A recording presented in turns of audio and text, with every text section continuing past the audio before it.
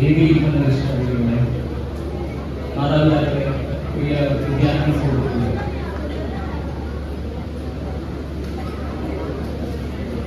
ഞാൻ ആദ്യമായി എന്റെ പേര് തന്നെ പറയുക, അരുൺ രാജസ്. വനിതാ സെൽവരാജിന്റെയും ഞാൻ കെട്ടിയാർടെയും കാര്യത്തിന്റെയും ചെറുമ തന്നെ. കാരണം ഇവരിലേക്ക് ഞാൻ ഇവിടെ ഉണ്ടാവില്ല.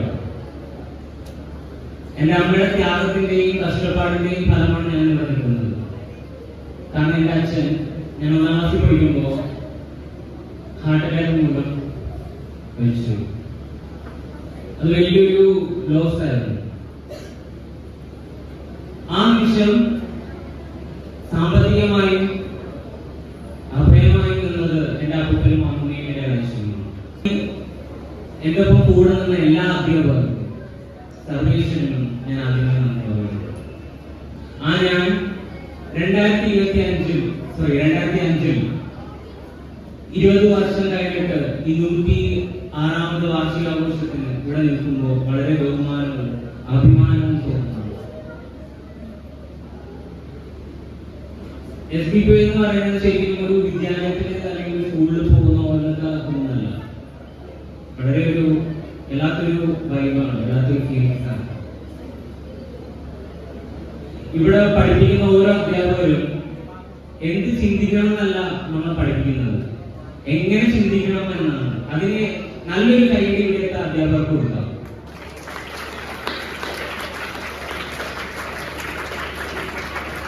നമ്മൾ ഈ കുളത്തിന്റെ സൈഡിൽ കേടുവരുന്ന ബിൽഡിംഗില്ലേ, SDPY-DHS നൽകിയിരിക്കുന്നത്, അവിടെയുള്ള 10A-യിലായിരുന്നു ഞാൻ പഠിച്ചിരുന്നത്. ദീപ ടീച്ചറായിരുന്നു എന്റെ ക്ലാസ് ടീച്ചർ. പണ്ട് ഞങ്ങളവിടെ ഭക്ഷണം കഴിക്കുമ്പോ ആരെങ്കിലും മുകളിലൂടെ നടന്നു പോയപ്പോഴത്തേക്ക് താഴെ മണ്ണ് വീഴും. എന്റെ കൂട്ടുകാരെ മിമിക് ചെയ്യാൻ വേണ്ടി കുടയൊക്കെ പിടിച്ചിട്ട് അവിടെ നിന്ന സിറ്റുവേഷൻ ഉണ്ട്. പക്ഷെ ആ കാലമൊക്കെ മാറി.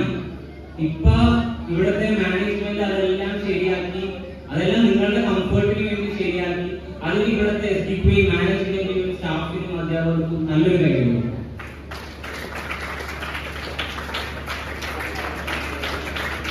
അതോടൊപ്പം തന്നെ എന്നെ ഈ വേദിയിലേക്ക് ക്ഷണിച്ച ദീപ ടീച്ചർക്കും, എന്റെ ക്ലാസ്സിലെ ദീപ ടീച്ചർക്കും, പ്രിൻസിപ്പാളായ ശ്രീമതി ശ്രീദേവി ടീച്ചർക്കും ഞാൻ പ്രത്യേകമായി നന്ദി പറയുന്നു. ഇവിടെ എത്ര പേര് ഫുട്ബോൾ കളിക്കും, എത്ര പേര് പാട്ട് പാടും, ഡാൻസ് കളിക്കുന്ന ആൾക്കാരുണ്ടാവും. ഓക്കെ, ഇതില് കൈ ഉയർത്താത്ത എത്ര പേരുണ്ട്? ഇപ്പോഴൊരു ഉയർത്താൻ പോകുന്നില്ല.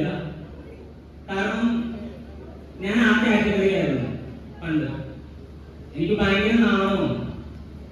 കാരണം എനിക്ക് ചെയ്യണമെന്നുണ്ടാവും, പക്ഷെ ഓരോ ചാൻസ് നോക്കി വരുമ്പോഴത്തേക്കും മിക്കവാറും ചാൻസ് തന്നിട്ടുണ്ടാവും.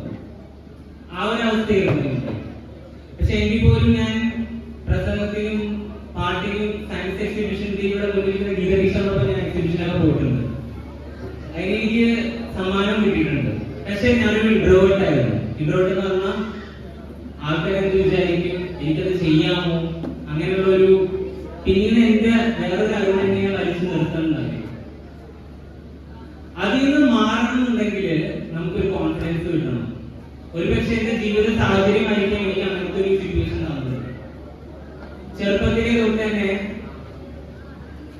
കുടുംബത്തിന്റെ ഓരോ കാര്യങ്ങളും അവസ്ഥകളൊക്കെ വന്നപ്പോഴത്തേക്കും എനിക്ക് എവിടെയെങ്കിലും എത്തിപ്പറ്റണം, ഇൻഡിപെൻഡന്റ് ആവണം, എന്റെ സ്വന്തം കാലിൽ നിൽക്കണം എന്നുള്ള ഒരു ബോധം എനിക്കുണ്ടായിരുന്നു. ഞാനൊരു കോൺവെന്റ് സ്കൂളിലാണ് പഠിച്ചത്, സെന്റ് ഡൊമിനിക്. അവിടെ നിന്നാണ് എന്നെ ഹൈസ്കൂളിലൊക്കെ ഇവിടെ വിട്ടത്.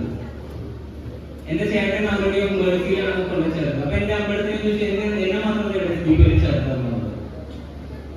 അപ്പൊ എന്റെ അമ്മ പറഞ്ഞൊരു വാക്കുണ്ട്, പഠിക്കുന്നതൊക്കെ എവിടെയാണെങ്കിലും പഠിക്കുന്നത്.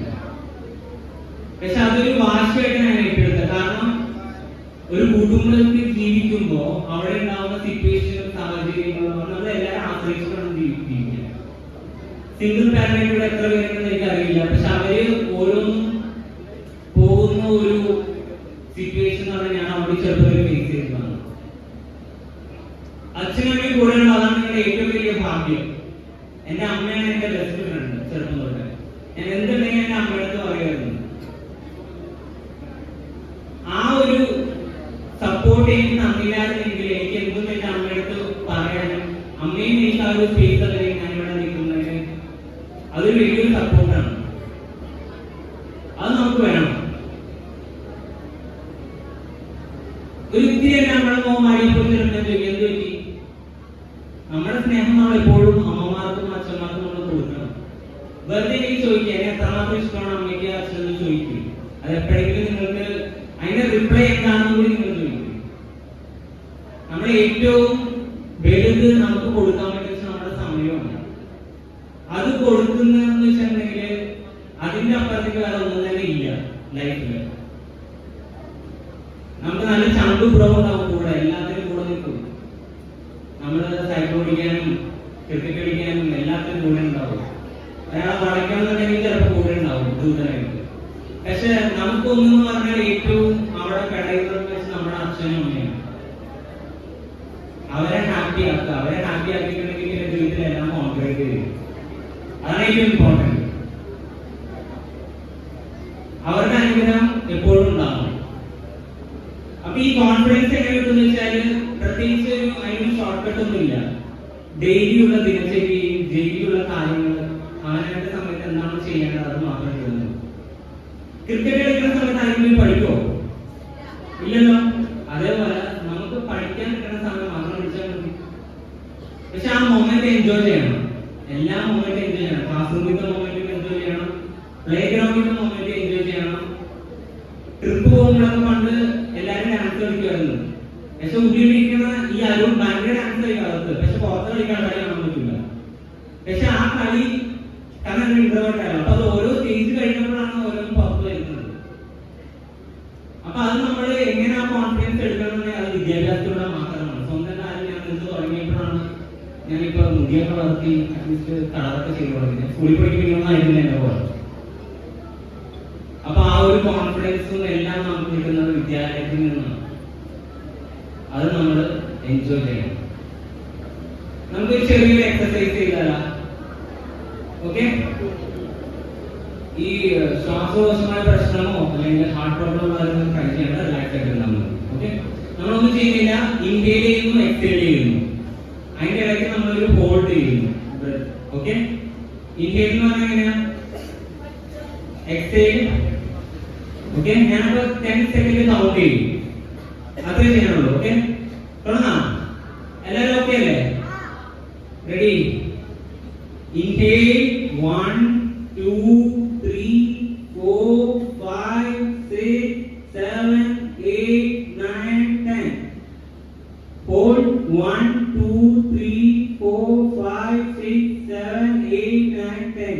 Exhale 1 2 3 4 5 6 7 8 9 10. ഓക്കെ. എങ്ങനെയുണ്ട് ഇപ്പൊ?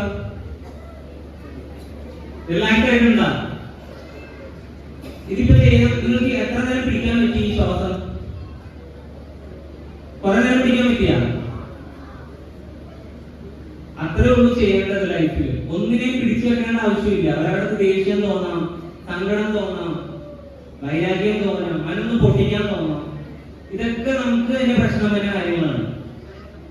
അപ്പൊ അതൊക്കെ വെറുതെ വിടുക. അവനവന്റെ വാട്ടിനെ വിട്ട് കഴിഞ്ഞാൽ അതൊക്കെ സോൾവ് ആയിക്കോളും. അതിനെ പിടിച്ചു വെച്ച് നമ്മൾ ഒന്നും നേടാനില്ല. നമ്മൾ വലുതാവുള്ളൂ. ഓക്കെ. അപ്പൊ നന്നായിട്ട് പഠിക്കണം. ഇതൊരു ഉപദേശമല്ല. പഠിക്കേണ്ട സമയത്ത് പഠിക്കുക, കളിക്കേണ്ട സമയത്ത് കളിക്കുക, എല്ലാത്തിനും പങ്കെടുക്കുക. പാർട്ടിസിപ്പേഷൻ ആണ് ഏറ്റവും ഇമ്പോർട്ടൻറ്റ്. പിന്നെ വേദിയിലിരിക്കുന്ന എന്നെ പഠിപ്പിച്ച സുവോളജി ടീച്ചറുടെ, ബയോളജി ടീച്ചറുടെ ടീച്ചർ ഈ കൊല്ലം റിട്ടയർഡ് ആണ്. എനിക്ക് വളരെ ഒരു അഭിമാനമാണ്, ഒരു ഭാഗ്യവുമാണ്. കാരണം എന്റെ ടീച്ചർ റിട്ടയർഡ് ആകുന്ന സമയത്ത് ഞാൻ ഇവിടെ നിൽക്കുന്നത്. അപ്പോ എന്റെ ടീച്ചർമാർക്കും ഞാൻ ഒരു മകനെന്ന രീതിയിൽ ആശംസകൾ നേരുന്നു. ഇത്രയും കൊല്ലം ഇവിടെ നമ്മളെ പഠിപ്പിച്ചു. അവരുടെ കുടുംബങ്ങൾക്ക് വേണ്ടി കുറെ ത്യാഗം ചെയ്തിട്ടുണ്ടാവും. കാരണം അവർക്ക് എത്തിപ്പെടണം, പല കാര്യങ്ങൾ ചെയ്യണം. ഈ പഠിപ്പിക്കാന്നുള്ളത് വളരെ ഈസിയുള്ള കാര്യമല്ല. കാരണം ഞാനും കോളേജിൽ പഠിക്കുന്ന സമയത്ത് ഒരു പാർട്ട് ടൈം ജോബായിട്ട് 3 ഡിവിഷനുകൾ വർക്ക് ചെയ്തിട്ടുണ്ടായിരുന്നു. അപ്പൊ ആ ഒരു ഫീലിംഗ് എന്ന് പറഞ്ഞിട്ടുണ്ടെങ്കിൽ എനിക്കറിയാം എത്രമാത്രം കണക്റ്റഡ് ആവാൻ പറ്റും എന്നുള്ളത്. പക്ഷെ അവര് അവരുടെ ജീവിതത്തിന്റെ മുക്കാൽ ഭാഗവും ചെലവഴിച്ചത് ഈ സ്കൂളുകളിലും പഠിപ്പിക്കാനൊക്കെ വേണ്ടിയാണ്. ഇനി നിങ്ങളുടെ കുറെ ഡ്രീം ഉണ്ടാവും. ആ ഡ്രീമിനെ നിങ്ങൾ ചെയ്യുക. ചിലപ്പോൾ PhD പഠിക്കാനോ അല്ലെങ്കിൽ അവിടെ ദൂരയാത്ര പോകാനോ എന്തെങ്കിലും കുറച്ച് മോഹങ്ങൾ ഉണ്ടാവും. ഈ നെറ്റ്വർക്കിനിടയിൽ മിസ്സായി വരണം. അതൊക്കെ നിങ്ങൾ ശരിയാക്കണം. നിങ്ങൾ അതിനുവേണ്ടി ഈ സമയം സ്പെൻഡ് ചെയ്യണമെന്നാണ് എൻ്റെ ഒരു അഭ്യർത്ഥന. അപ്പൊ നിങ്ങൾക്ക് എല്ലാവിധ ആരോഗ്യവും ആശംസകളും ഞാൻ നേരുന്നു. പിന്നെ എൻ്റെ സുഹൃത്തുക്കൾക്കും എൻ്റെ ഇവിടെ വിദ്യാർത്ഥി അനിയന്മാരോട് ഇല്ലല്ലോ, അനിയന്മാരല്ലേ? അപ്പൊ ഈ അനിയന്മാർക്ക് ഒരേ ഒരു കാര്യം പറയാനുള്ളൂ, പ്രയത്നിക്കുക, അതോടൊപ്പം തന്നെ പ്രാർത്ഥിക്കുക. ദൈവത്തിന്റെ അനുഗ്രഹം എപ്പോഴും കൂടെ ഉണ്ടാവും. കർമ്മം ചെയ്യുക. നമ്മുടെ യൂത്തി നമ്മൾ ചെയ്താൽ മതി, വേറെ ഒന്നും എക്സ്ട്രാ ചെയ്യേണ്ട ആവശ്യമില്ല. ബാക്കി കിട്ടാനുള്ളത് മോളിൽ അങ്ങനെ കിട്ടിക്കോളും. ഓക്കെ, അപ്പൊ stay blessed, stay happy, wish you all the very best. Thank you.